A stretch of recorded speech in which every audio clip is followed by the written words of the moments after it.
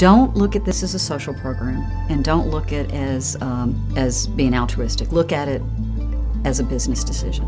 I'm Pamela Paulk. I'm the Vice President of Human Resources at Johns Hopkins Health System. Johns Hopkins has a long and happy history of hiring ex-offenders. In fact, I would say it probably goes back a decade. Good, loyal, solid workers, and I have the numbers to prove it to you. I pulled a sample last summer randomly of 80 of the people who had been hired with positive criminal backgrounds from the year 2000.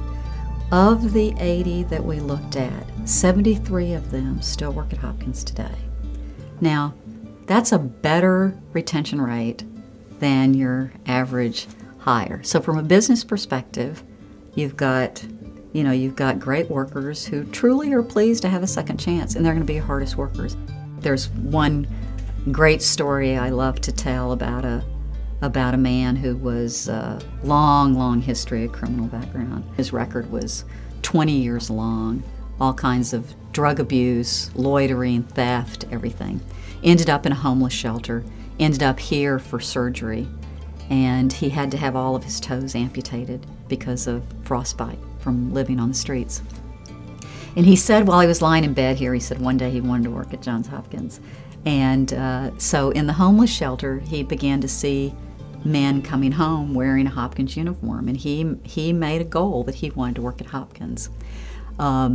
He has been here now for 4 years. He's bought his own home.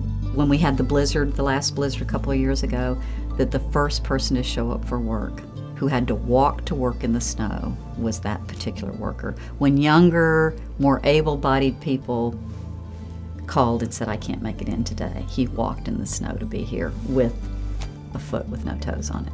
And so if we automatically eliminated great employees because they had a background or maybe a flawed record for any reason, then we're losing the opportunity to hire some great people.